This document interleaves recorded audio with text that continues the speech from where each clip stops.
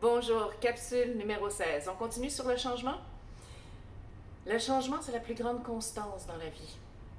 Depuis 10 ans, moi, j'étudie le changement, je provoque le changement, j'essaie de comprendre mes réactions par rapport au changement, je donne des conférences sur le changement, j'ai étudié en programmation neurolinguistique et ce n'est que ça, d'être capable de passer à travers les changements, de connecter avec ses ressources pour pouvoir mieux traverser ces périodes initiatiques. Euh, Puis je coach des gens qui sont en réalisation d'objectifs. Donc, je les aide à passer plus rapidement et à aller chercher leurs ressources pour atteindre leurs objectifs, leurs rêves, ou pour parfois juste être capable de se retrouver dans des périodes de confusion. Donc, le changement, on pourrait en parler jusqu'à demain matin. Dans la dernière capsule, je vous ai parlé de c'est quoi un changement. Je vous ai parlé de passer du point A au point B, l'état présent, l'état modifié. Je vous ai parlé du pépin de pomme, de toujours savoir dans quel état on veut être une fois que le changement sera réalisé. Et je vous ai parlé aussi de la période de confusion. Je vous en ai même parlé dans la capsule numéro 14 avec cette, ce conseil de laisser le rien faire dans ces périodes où on est complètement perdu. Et je vous ai parlé aussi de cet état où est-ce que souvent on a l'impression qu'on va mourir et que c'est tout à fait normal, on est en train de mourir à quelque chose. Je vous ai parlé aussi du gap qu'il y a entre les deux changements, entre le point A et le point B, qu'il y a une craque finalement, et que parfois la craque elle est facile à sauter, parfois il faut prendre le pont. Bref, je suis arrivée à la fin avec la première réaction qui était l'homéostasie. Et je vais juste revenir sur l'homéostasie parce que je vous ai parlé que c'est le phénomène du thermostat. Peut-être que je ne vous ai pas indiqué de quelle façon ça se traduit dans notre vie. Euh, En fait, c'est très simple. C'est lorsqu'il arrive un changement, et bien, comme vous êtes dans votre confort, si tout rentre dans votre confort, ben, vous allez adapter le changement à votre vie. Votre vie, vous avez un niveau de sécurité, un niveau de confort dans lequel vous êtes bien. Un peu comme le niveau de température dans la maison. Si, pour une raison ou pour une autre, pour un changement ou un autre, vous commencez à perdre cette sécurité ou perdre votre confort, bien, vous allez travailler un petit peu plus. Et si tout va bien, ben vous allez surfer sur la vague, laisser les choses aller jusqu'à temps que, vous allez commencer à croire que, ce changement-là est un peu plus difficile pour moi, donc je vais me remettre à travailler. Bon, c'est exactement le même principe que le thermostat. Vous allez régulariser votre vie pour qu'elle soit toujours dans le même niveau de confort. C'est naturel. On pourrait dire que c'est comme surfer sur la vague. Mais il arrive parfois qu'on a envie d'essayer une vague plus grosse. Ou un changement nous arrive, une inattention ou une surprise et paf, on a perdu la vague et on s'en va dans le courant. Et là, on est complètement perdu, on est submergé, etc., etc. Alors, c'est bien, l'homéostasie, vous comprenez bien? Donc, maintenant, on va parler des deux autres changements. Ces changements qui sont voulus, qui nous amènent à aller un petit peu plus haut, à aller choisir une vague plus grosse, ou les changements qui sont imposés, qui sont les surprises. C'est sûr qu'un changement voulu, la motivation est claire. Et l'état dans lequel vous voulez être est clair aussi. Si on prend l'exemple de vouloir avoir un enfant, bien sûr que vous allez devoir subir beaucoup de changements, surtout la maman, mais le papa aussi. Des changements physiologiques, des changements psychologiques, des changements au niveau de notre gestion du temps, gestion des horaires, etc. Mais le bonheur d'avoir notre petit bébé dans les bras fait qu'on est capable de passer à travers toutes ces difficultés-là. Quand c'est un changement imposé, on a beaucoup plus l'impression que c'est une perte pour aucun intérêt. En fait, qu'on n'a aucun intérêt à transformer quelque chose et ce quelque chose est beaucoup plus une perte que d'autres choses. Une perte de notre confort, une perte de notre sécurité. Voyez-vous, dans les deux sortes de changements, qu'ils soient voulus ou imposés, il y a un point commun. C'est qu'il y aura une transformation. Alors que quand on est dans un changement homéostatique, il n'y en a pas de transformation. On transforme le changement pour arriver à notre confort de vie. Mais dans les deux autres cas, on va devoir se transformer. Bien sûr que la maman va devoir transformer son corps et ainsi pour au moins 2 ans, même après l'accouchement. Hein? Et elle va devoir transformer toute sa gestion du confort qu'ils avaient en tant que couple ou du confort qu'ils avaient en tant que petite famille. La famille grossit, bref, il y a une transformation. Mais cette transformation-là évolue. Prenons un autre exemple. Vous voulez rénover votre cuisine. C'est certain que pendant un bout de temps, ça sera un bordel. Et vous allez dire, on s'en sortira jamais. Puis là, tu défais quelque chose, tu trouves autre chose, puis tu te dis, mon Dieu, pourquoi est-ce qu'on s'est embarqué là-dedans? Et tout d'un coup, tu reprends la photo de ce que ça sera. Et là, tu fais, ah, non, on va-tu être bien dans cette cuisine-là, puis je vais inviter des gens. Puis là, tu te vois déjà. Tu es déjà dans l'état une fois que l'événement, le changement sera accompli. J'espère que tu comprends l'importance que ta motivation, ton intérêt final par rapport au changement va faire en sorte que tu vas passer au travers beaucoup plus facilement. On dit que plus le pourquoi est fort, plus le changement est facile. Et que le changement, hein, on s'est dit, il doit y avoir toujours 4 éléments que tu dois garder en tête. Que ce soit simple, que ce soit facile, que ce soit court et que ce soit plaisant. C'est pas toujours le cas. Surtout quand ce sont des changements qui te prennent par surprise, des gros changements. On change de directeur au travail, on change de logiciel, on change de la façon de faire, tout le système téléphonique, on change toute la paperasse qu'il fallait signer, oups, et tu dis, mais mon Dieu, c'est changé, 4,30 sous pour $1. Pourquoi est-ce que je devrais accomplir tout ça? Je vois pas l'intérêt. L'intérêt, ben, c'est l'entreprise qui l'a, c'est pas moi. Moi, ça me cause que du trouble. Je vais avoir du travail jusque-là. On change aussi parfois les collègues autour. Et là, c'est une nouvelle dynamique.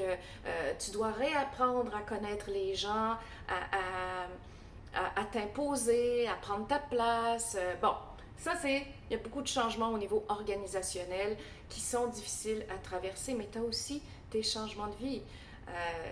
Et tu vas devoir changer peut-être tes croyances. Tu vas même peut-être devoir toucher à ton identité. Hein? Quand il arrive une maladie, tu as une pneumonie parce que tu fumes, puis il faut que tu arrêtes de fumer. Ce ne sont pas des changements qui sont faciles. On a vraiment plus l'impression qu'on nous retire notre confort, qu'on nous retire notre zone de sécurité. Alors, qu'est-ce qu'on fait? Qu'est-ce qu'on fait quand on est dans cette transformation-là qui est très stressante, qui est très gossante, parce qu'on ne sait pas ce qui va arriver.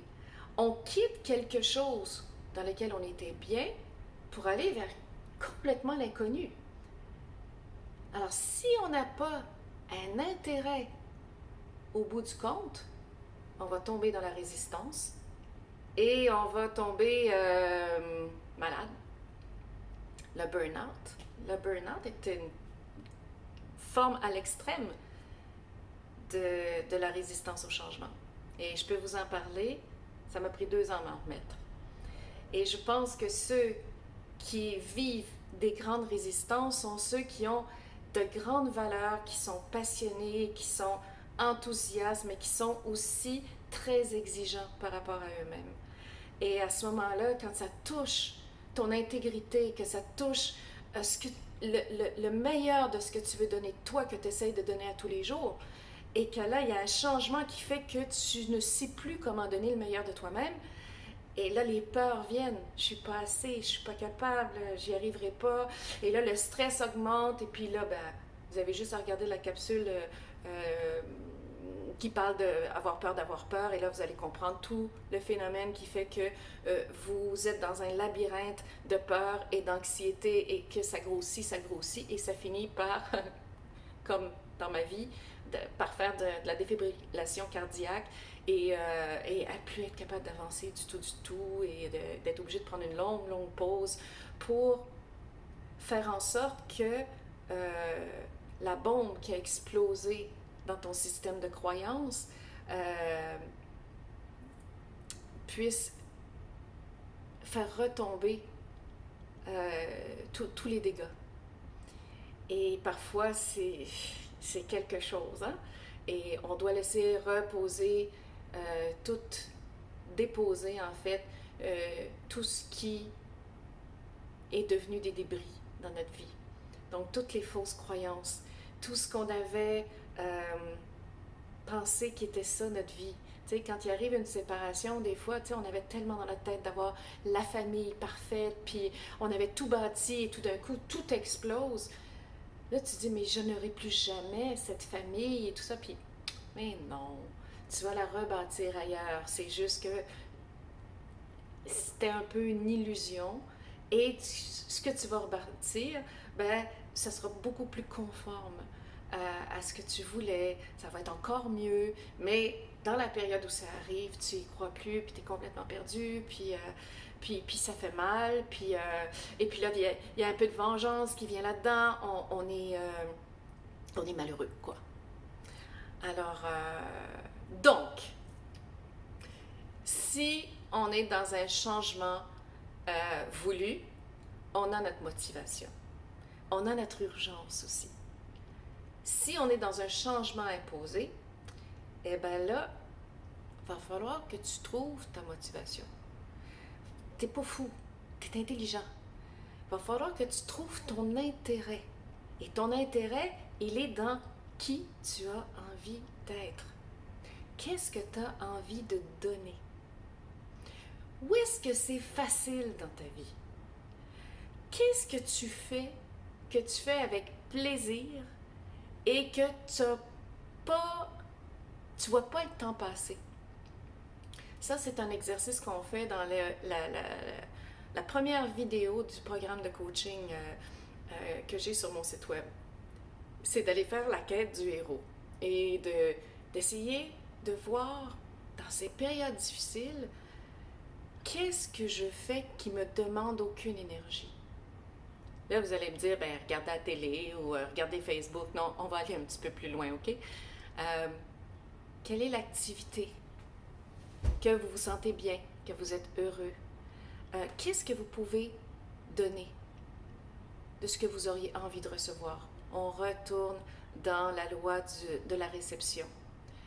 Pouvoir réactiver ce que vous voulez ressentir en le vivant déjà maintenant.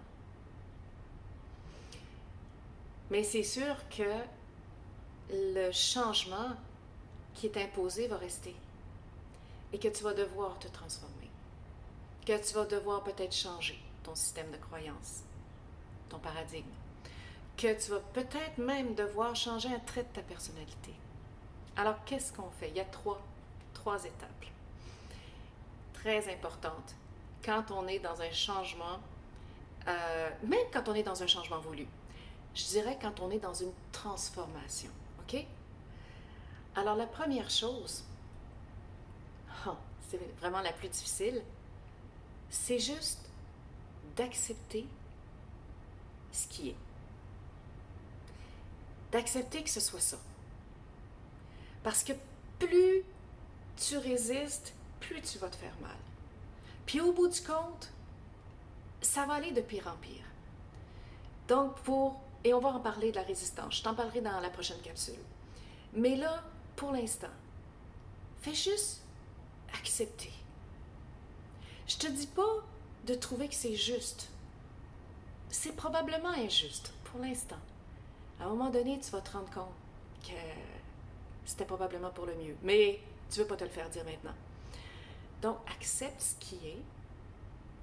Lâche prise sur ce qui était. Le plus vite tu vas le faire, le mieux tu vas être.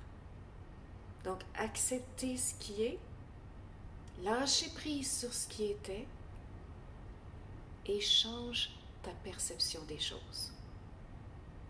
Tu sais, des fois, tu regardes à point de vue au loin, puis tu te dis, voyons, je vois pas, puis quelqu'un te le montre, regarde, c'est ça, tu dis, je vois pas. Il faut que tu te déplaces pour voir ce que l'autre pouvait voir. Dans une difficulté, dans un changement, c'est souvent notre façon, notre positionnement, notre façon de voir les choses qui nous empêche de trouver une porte de sortie, qui nous empêche de trouver notre intérêt, qui nous empêche de comprendre le prochain pas qu'on doit faire. Mais il y a une chose que tu sais à l'intérieur de toi, c'est comment tu veux te sentir. Et c'est toujours à revenir avec la question du génie, qu'est-ce que j'aimerais? Qu'est-ce que t'aimerais? Qu'est-ce que t'aimerais vivre en ce moment? Qu'est-ce que t'aimerais être? Fais attention, on pense souvent que lorsque j'aurai telle chose, je vais pouvoir faire quelque chose et je serai quelqu'un. Non, c'est quand tu vas croire que tu es quelqu'un, que tu vas trouver quoi faire et que tu vas finir par avoir. Et avant de te quitter, je voudrais te raconter une petite histoire par rapport aux changements difficiles, puis je vais essayer de te la raconter sans pleurer parce que ça me touche beaucoup, parce que ça parle de mon papa qui est décédé.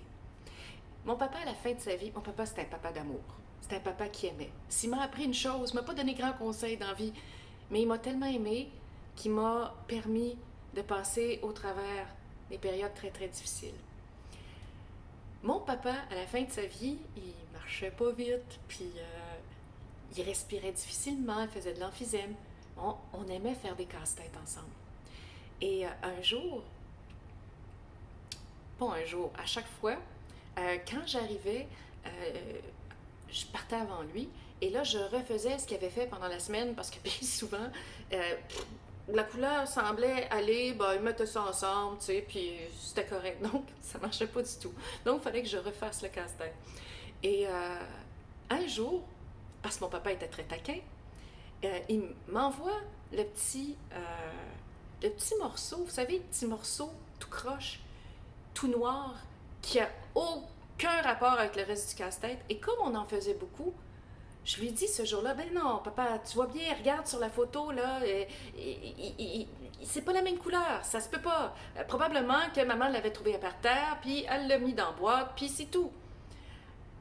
Alors, je lui ai relancé le morceau. Et quand j'en mettais un, puis deux, puis trois, parce que je dois vous avouer que je suis assez king en casse-tête, il me renvoyait le petit morceau. Et à un moment donné, on arrive à un moment du casse-tête, puis je fais, papa, où il est le petit morceau? Il me le donne, et là on le dépose, et il fait, oh. Et là tous les deux on se regarde, on se dit, c'est là qu'il allait. Et mon père, qui parlait pas beaucoup, il me dit, hein, c'est comme la vie.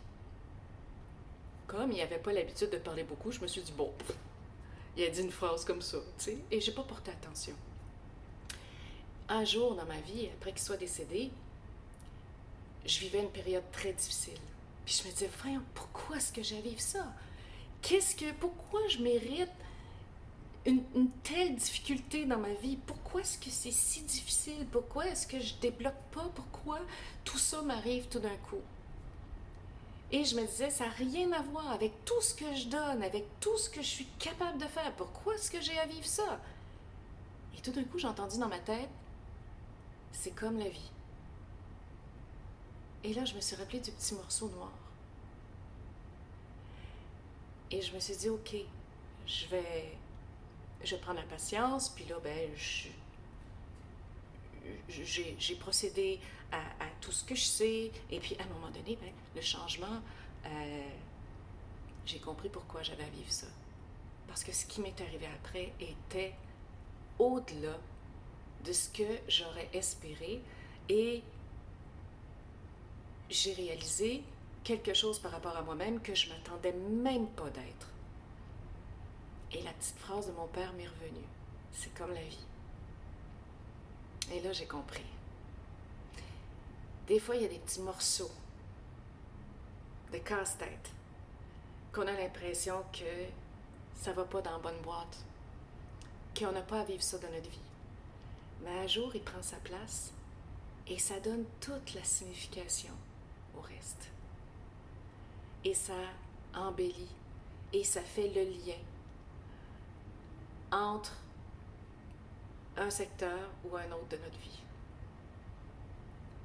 Fait qu'il ne faut pas refuser ces petits morceaux-là qui sont tout croche. Il faut être capable de juste avoir confiance et de accepter ce qui est, lâcher prise sur ce qui était et accueillir la nouvelle perception. À la prochaine capsule.